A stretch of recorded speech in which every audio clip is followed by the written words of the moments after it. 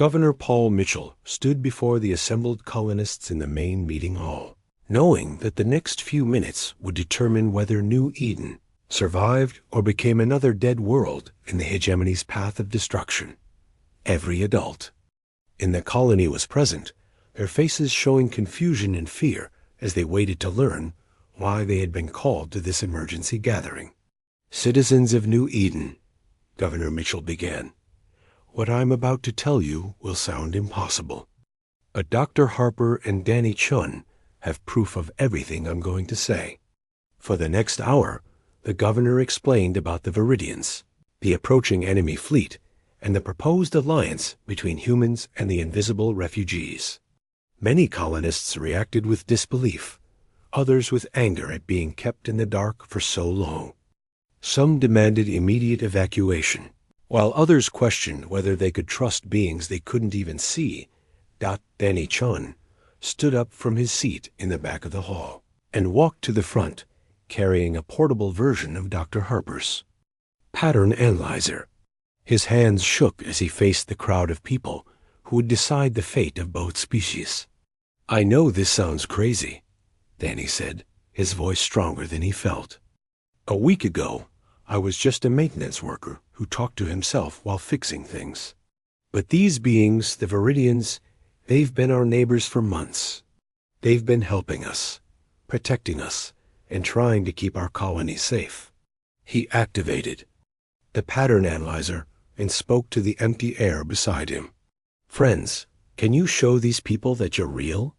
The screen immediately filled with swirling colors and patterns. All around the meeting hall, the colonists' personal electronic devices began detecting electromagnetic signatures. Phones buzzed, tablets beeped, and portable radios crackled with static as invisible beings moved through the crowd. The colonists gasped and pointed as their devices showed readings that confirmed what Danny was telling them. The Viridians were everywhere, standing among them, sharing their space, and responding to the human voices with clear intelligence and purpose. Dr. Harper stepped forward with her translation equipment. "The Viridians are asking for permission to show you what the hegemony did to their homeworld." The pattern analyzer screen shifted to display images that needed no translation: burning cities, destroyed landscapes, and the desperate flight of refugees into space. The colonists watched in horrified silence as the visual story unfolded, showing the complete annihilation of an entire civilization. "This is what's coming for us in 10 days, Governor Mitchell said quietly. "The hegemony doesn't negotiate, doesn't take prisoners, and doesn't show mercy. They destroy any world that helps their enemies, even if those enemies are just refugees looking for safety." Maria Santos, the security chief, stood up from her seat. "What kind of weapons do we have? How many ships are coming?" "The Viridians." Response through the pattern analyzer showed images of massive warships, advanced weapons, and overwhelming numbers. The enemy fleet consisted of 12 heavy cruisers and dozens of smaller attack ships, carrying enough firepower to reduce New Eden to ash within hours. "Our colony has no military ships," Jake Morrison pointed out. "We have construction vehicles, mining equipment, and transport shuttles. How are we supposed to fight a space fleet?" Danny looked at the pattern analyzer as the Viridians responded. To Jake's question, the screen showed complex technical diagrams and tactical information that made Dr. Harper's eyes widen with excitement. "They're saying they have weapons technology hidden in dimensional storage," she translated. "Advanced energy weapons, shield generators, and equipment that can be adapted to our vehicles and buildings. But they need human voices to maintain stable contact with our dimension long enough to operate the technology." The plan that emerged over the next several hours was unlike anything in military history. The Viridians would provide advanced weapons and tactical knowledge, while the humans would serve as their anchor points in normal spacetime. Every colonist would be assigned to communication teams that would maintain constant vocal contact with specific Viridian warriors. Jake, Morrison and his engineering team worked day and night to modify the colony's vehicles and buildings with Viridian technology. Mining equipment became mobile weapons platforms. Construction vehicles were fitted with shield generators. Even the colony's tractors and maintenance trucks became part of the defensive network. Danny found himself at the center of everything, serving as the primary translator and coordinator between the two species. His simple habit of talking to himself had evolved into something much more important. He could communicate with the Viridians more clearly than anyone else, and his voice seemed to stabilize their dimensional phase more effectively than other humans.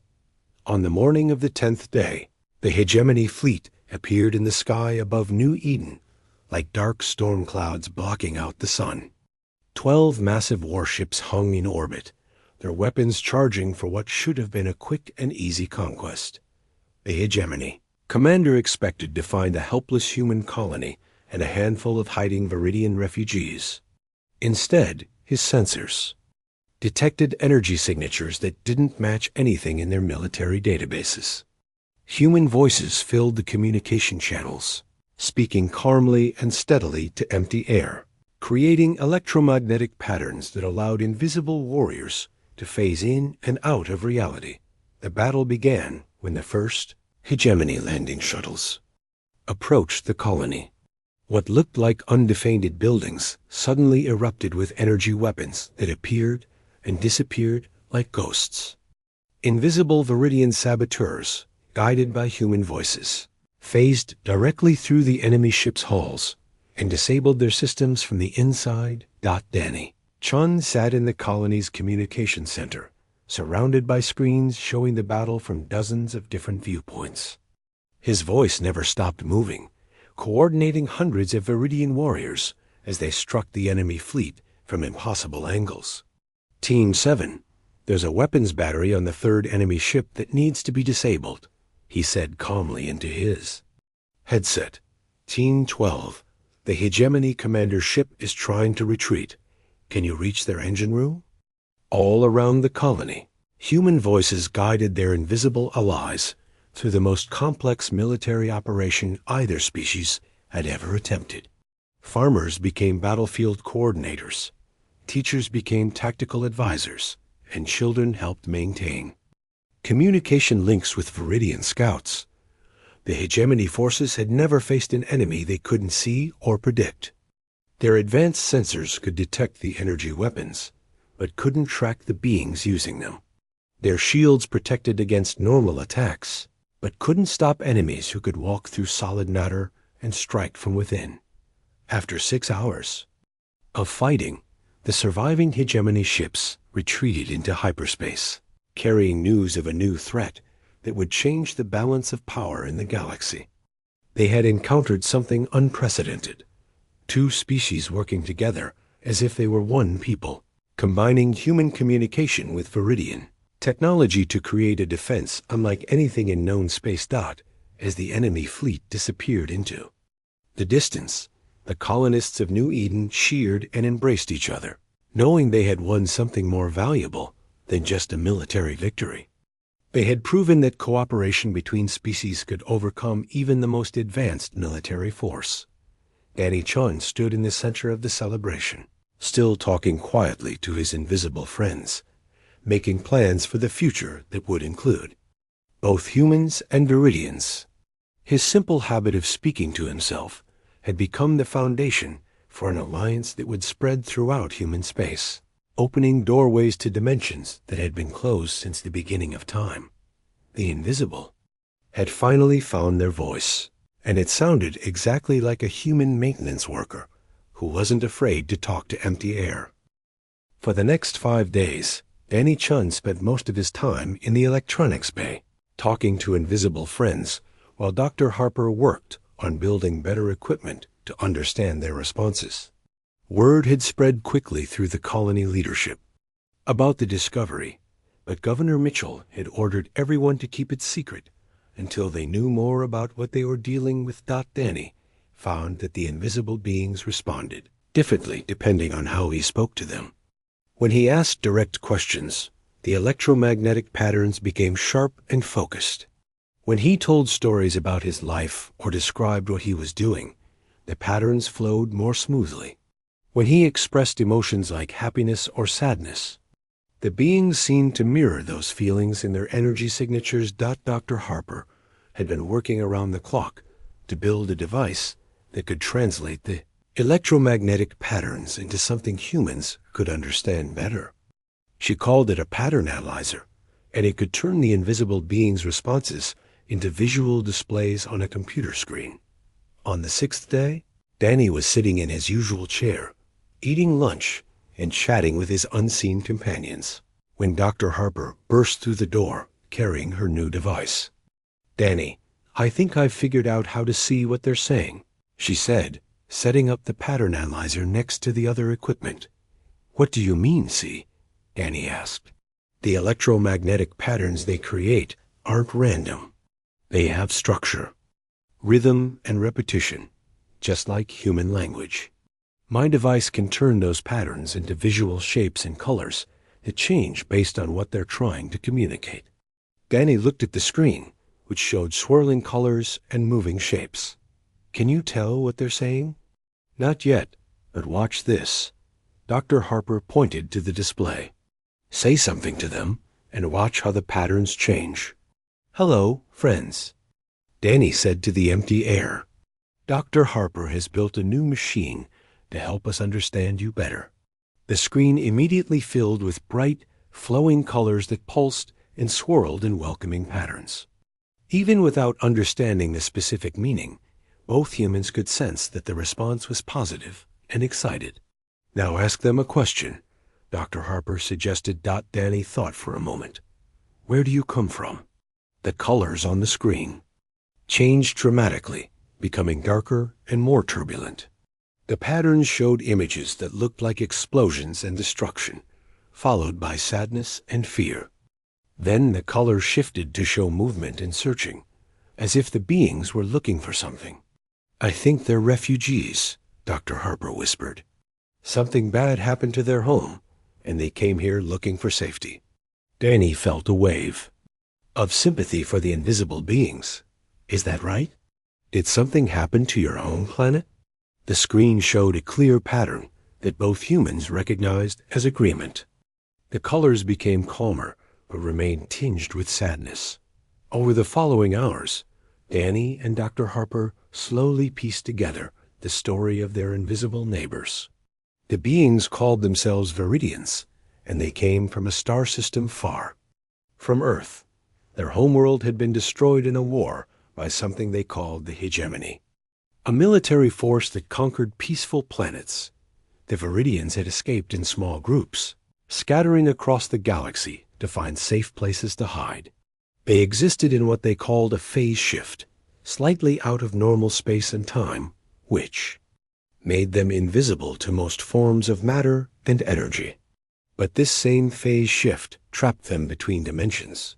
Unable to interact normally with the physical world, Danny learned that human voices created vibrations at exactly the right frequency to briefly stabilize the Viridians' dimensional phase. When he spoke to them, they became more solid and could interact with electromagnetic fields, which was why his detectors could suddenly see them. "So, you've been here for months, watching us?" Danny asked. The screen showed agreement, followed by patterns that Dr. Harper interpreted as apology and explanation. "They're saying they tried to help us," she said, reading the visual translation. "The improved machinery, the fixed power systems, the protected livestock. They were trying to take care of the colony. But why take our food?" Danny asked. The response showed embarrassment and desperate need. The Viridians explained that they required certain minerals and energy sources to survive, things they could only get from processed human food. They had been taking only what they absolutely needed to stay alive, but they understood why the humans had been frightened. Danny felt terrible for his invisible friends. "We didn't know you were trying to help. We thought someone was trying to hurt us." The patterns on the screen showed understanding and forgiveness, but also growing urgency and fear. "What's wrong?" Dr. Harper asked, seeing the dramatic change in the display. The Viridian's response filled the screen with dark, threatening colors that made both humans step backward. The beings were trying to warn them about something terrible approaching. Through careful questions and patient translation, Danny and Dr. Harper learned the worst news possible. The hegemony had been tracking the Viridian refugees across the galaxy, hunting down every group that had escaped their destroyed homeworld. The aliens had tried to hide their presence on New Eden, but their electromagnetic interactions with Danny had created signals that could be detected from space. A hegemony fleet was coming to New Eden, not just to capture the remaining Viridians, but to destroy any world that had given them shelter. The human colony had been marked for elimination simply because they shared their planet with refugees. "How long do we have?" Danny asked, his voice shaking. The screen showed patterns that Dr. Harper translated as approximately 2 weeks before the enemy fleet arrived. The Viridians were deeply sorry for bringing danger to the humans, but there was no way to hide the colony's location now. Danny stood up and paced around the room, thinking hard while the invisible beings watched him with their unseen eyes. "Dr. Harper, can the Viridians fight?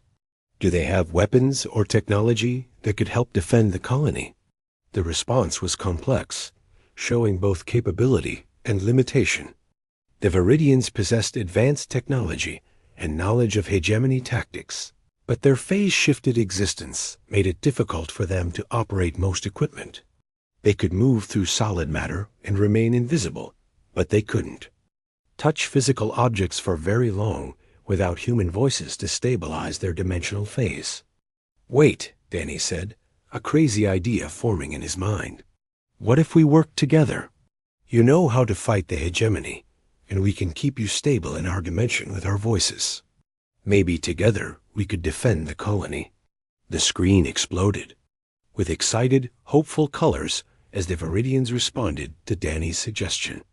They had been fighting alone for so long that they had never considered the possibility of true cooperation with another species. Dr. Harper was already making calculations on her tablet. "Danny, this could actually work. If we can maintain constant vocal contact with them, the Viridians could phase in and out of visibility as needed. They could move through enemy ships, sabotage their systems, and attack from impossible angles. But we'd need the whole colony to cooperate," Danny pointed out. "Everyone would have to know about the Viridians and be willing to work with them." "Then we better start convincing people," Dr. Harper said, "because in 2 weeks we're going to need every ally we can get." Danny looked around the room at his invisible friends and made a decision that would change the fate of both species. "Don't worry," he said to the Viridians. "We'll figure this out together. Humans don't abandon our friends, and you are our friends now." The screen glowed with warm, grateful colors as an invisible civilization found hope for the first time since their world had died. 3 weeks after the emergency meeting, Danny Chun found himself working alone in the electronics bay at the edge of the colony. The communication array had been damaged during a storm the night before, and someone needed to fix it before the next scheduled contact with Earth. Danny volunteered for the job because he enjoyed the quiet work and the chance to think without interruption. The electronics bay was a small building filled with humming machines and blinking lights. Cables ran along the walls and ceiling like electronic vines. Danny had always felt comfortable in places like this, surrounded by equipment he understood. Machines made sense to him in a way that people sometimes didn't. He opened his toolbox and pulled out a diagnostic scanner, talking to himself as he always did when working alone. It was a habit he had developed as a child, and it helped him think through complex problems step by step. "Okay, Danny, let's see what we're dealing with here," he said, running the scanner over the damaged control panel. "Looks like the storm fried the main processor board. That's not too bad. Should be able to swap it out with a spare." As he spoke, something strange happened. The electromagnetic field detector on his workbench started showing readings that made no sense. The needle jumped and danced across the display like it was detecting a powerful energy source right next to him. But Danny was alone in the room, and there was nothing around him that could cause such strong readings. Danny stopped talking and watched the detector. The readings immediately dropped back to normal. He frowned and looked around the room, seeing nothing unusual. Maybe the detector was broken too. "Well, that's weird," he said, and the needle jumped again. This time Danny paid attention. The moment he spoke, the electromagnetic readings spiked dramatically. When he stopped talking, they went back to normal. It was like something invisible was reacting to the sound of his voice. Danny had been fixing electronic equipment for 10 years, and he had never seen anything like this. He tried an experiment, speaking in different tones and volumes to see what would happen. "Hello," he said softly. The needle moved slightly. "Hello," he said loudly. The needle swung all the way across the display. Testing, testing, 1, 2, 3. The readings became more complex, showing patterns instead of simple spikes. Danny's heart started beating faster. Something was definitely responding to his voice, something that existed in the electromagnetic spectrum, but couldn't be seen with normal eyes. He remembered all the strange reports from around the colony and realized he might be looking at the answer to their mystery. He grabbed his radio and called Dr. Harper's laboratory. "Dr. Harper, this is Danny Chun in the electronics bay. I think you need to come see this right away." "I'm busy with some test results, Danny. Can it wait until tomorrow?" "Ma'am, I think I found our invisible visitors." There was silence on the radio for several seconds. Then Dr. Harper's voice came back, much more urgent than before. "I'll be right there." Dr. Harper arrived 15 minutes later, carrying her own electromagnetic sensors and looking skeptical. Danny explained what he had discovered while she set up her equipment around the room. "Show me," she said. Danny cleared his throat and began talking to the empty air. "Hello, whoever you are. My name is Danny Chun. I work here fixing things for the human colony." Both detectors immediately showed massive electromagnetic activity. Dr. Harper's eyes widened as she watched the readings, spike and dance in patterns that looked almost like responses to Danny's words. "Keep talking," she whispered. "We know you're here now," Danny continued. "We've been wondering about you for months. The missing food, the fixed machines, all the strange things happening around the colony. That was you, wasn't it?" The electromagnetic patterns became more complex and seemed to pulse with what looked like excitement or urgency. Whatever was creating these signals was definitely intelligent and was trying to communicate. Dr. Harper quickly connected her portable computer to the sensors and started recording everything. The data streaming across her screen showed energy signatures unlike anything in human scientific records. These weren't random electromagnetic fields or natural phenomena. They were organized, structured, and purposeful. "Danny, I think you're right," she said, her voice shaking with excitement and fear. "There's something here, something that can interact with electromagnetic fields, but exists outside our normal sensory range." "Can you understand what it's trying to say?" Danny asked. "Not yet, but look at this." Dr. Harper pointed to her computer screen, which showed wave patterns that rose and fell in complex rhythms. "These signals aren't random. They have structure, almost like language patterns. Whatever is creating them is trying to communicate with us." Danny sat down in a chair and looked around the room, knowing that invisible beings were watching him. It was a strange feeling, but not as frightening as he had expected. Instead of feeling threatened, he felt curious and oddly protective. "Are you okay?" he asked the empty air. "You don't have to be afraid of us. We're not going to hurt you." The electromagnetic readings changed dramatically. The sharp, excited spikes became smoother and calmer, as if the invisible beings were. Relaxing in response to Danny's gentle tone, Dr. Harper watched the data with growing amazement. "Danny, I think they understand you. Not just the words, but the emotions behind them. When you spoke kindly, their energy signatures became less agitated. How many of them are there?" Danny asked. Dr. Harper checked her readings and gasped. "According to these sensors, there are electromagnetic signatures all over the colony. Not just one or two beings, but dozens, maybe hundreds. They're everywhere." Danny stood up and walked to the window, looking out at the colony streets where people were going about their daily business, unaware that they were sharing their world with an entire invisible civilization. "We've been living with them this whole time," he said softly. "They've been watching us, trying to help us, and we never knew they were there." The electromagnetic readings pulsed gently, as if the invisible beings were agreeing with him. Dr. Harper was already making plans. "We need to set up more sensitive equipment, develop better ways to detect and record their communications. This could be the most important discovery in human history." But Danny was thinking about something else. "Dr. Harper, if they've been here for months and they're intelligent, then they must have been trying to contact us this whole time. All those strange things happening around the colony, maybe that was them trying to get our attention."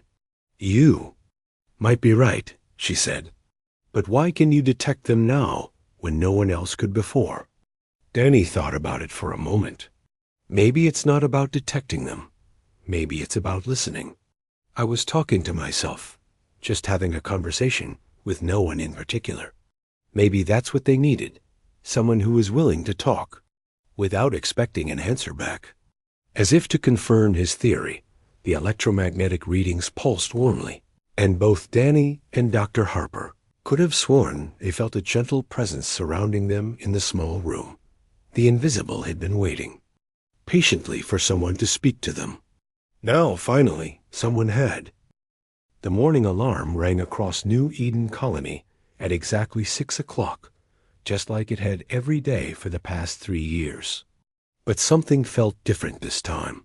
Governor Paul Mitchell stood at his office window, watching the sun rise over the rolling green hills that stretched beyond the settlement walls. The view should have made him feel peaceful, but instead, a cold knot twisted in his stomach. For 6 months now, nothing had gone right on New Eden. The problem started small at first. A few broken machines here and there. Some missing food from the storage units.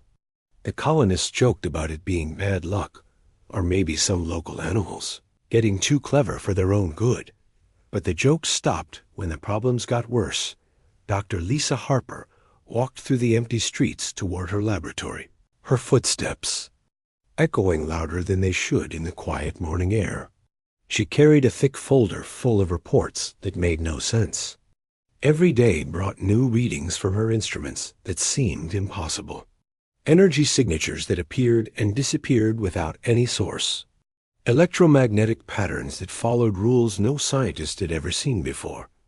Lisa had been studying strange phenomena for 15 years, but nothing in her experience prepared her for what was happening on New Eden. The readings suggested something was moving through the colony, but her cameras showed nothing. Her motion sensors detected activity in empty rooms. Her heat detectors picked up warm spots that faded before anyone could investigate them. The worst part was the feeling of being watched. Every colonist felt it now.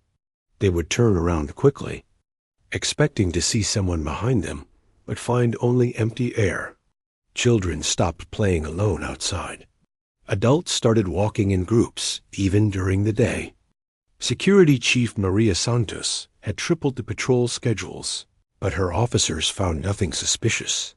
Jake Morrison wiped sweat from his forehead as he checked the power grid readings for the 3rd time that morning. As the colony's head engineer, he was responsible for keeping all the systems running smoothly, but lately His job felt impossible. Equipment that should last for years was breaking down after just weeks.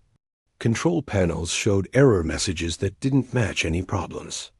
He could find power lines carried electricity perfectly, but somehow delivered less energy than they should. Jake had built machines since he was old enough to hold a wrench. His father had been an engineer, and his grandfather before that. The Morrison family understood how things worked, but the machines on New Eden were acting like they had minds of their own. Yesterday, the water treatment plant had shut down for no reason. When Jake arrived to fix it, all the systems were running perfectly again.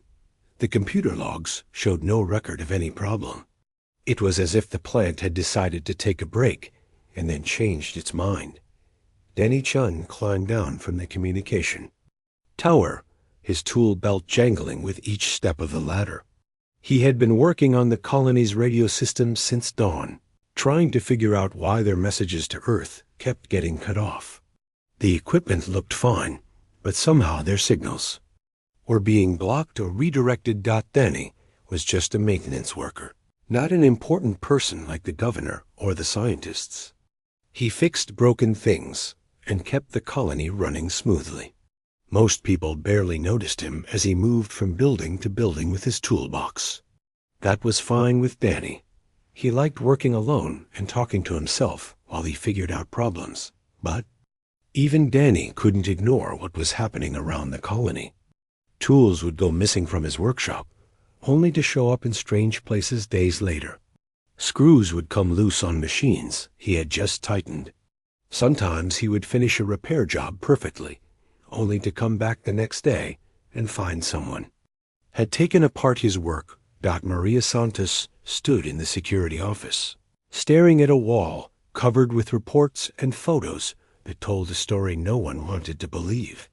Empty footprints in the mud outside the food storage building, doors that locked themselves at night, alarm systems that triggered randomly, showing intruders that security cameras couldn't see. Maria had been a police officer on Earth before joining the colony mission. She had dealt with criminals, smugglers, and troublemakers of every kind, but she had never faced an enemy she couldn't see, hear, or catch.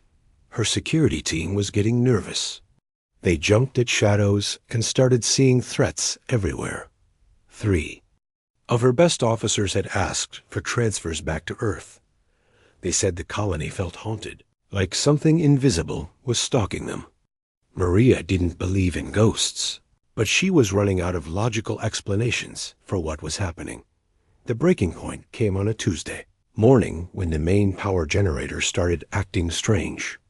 Jake Morrison was called in to investigate what looked like sabotage. Someone had been tampering with the control systems, but not in any way that made sense. The person who did this understood human technology perfectly. They knew exactly which wires to move and which settings to change. But instead of damaging the generator, they had actually improved its efficiency. The power output was higher than it had ever been, and the fuel consumption was lower. Jake stared at the modified control panel for an hour, trying to understand what he was seeing. Whoever did this was more skilled than any engineer in the colony. They had made changes that Jake himself wouldn't have thought to try. But why would someone break into the most secure building in the colony just to make their power generator work better? Governor Mitchell called an emergency meeting that afternoon. The entire colony leadership gathered in the conference room to discuss what everyone was thinking, but no one wanted to say out loud. Something was sharing New Eden with them. Something intelligent, invisible, and far more advanced than any human technology. Dr. Harper spread her charts and graphs across the table, showing 6 months of impossible readings. Jake Morrison described the improvements made to their power systems. Maria Santos reported security breaches that left no evidence behind. Danny Chun sat quietly in the corner, listening to everyone describe the same strange experiences he had been having. The meeting lasted 3 hours and solved nothing. They had no idea what they were dealing with, no way to communicate with it, and no plan for what to do next. The only thing everyone agreed on was that they were not alone on New Eden Dot.